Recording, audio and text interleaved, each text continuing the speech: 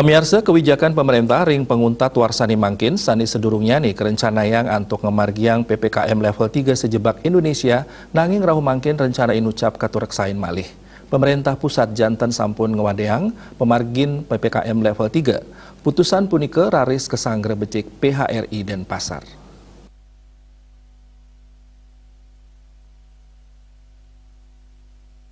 Ketua PHRI dan Pasar Ide Bagus Gede Sidarta Putra Nureksain, putusan inucap ke Kantenang Becik, ring sajroning panglimbakan pariwisata Bali.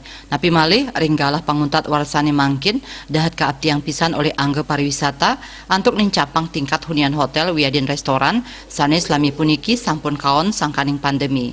Punike sani ngawinang paiketan ide nyang rebecik PPKM level 3 puniki kawang deang, sanes sepisanan pindah ke gatra becik majeng pariwisata Bali.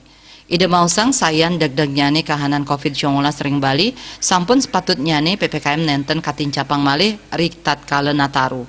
Kahanan mangkin pindah ke galah becik majeng pengusaha pariwisata, sajroning nincapang pikolihan ipun. Ya diastun asapunike Gus Desidarta ngusulang kalih pemargi majeng pemerintah pusat, sanika pertama pemerintah mangdani medalang visa turis. Tios punike pet prade karantina kemargiang majeng wisatawan, mangde kelaksanayang taler ring Bali, utamanipun majeng wisatawan sane pacang melancaran ke Pulau Dewata.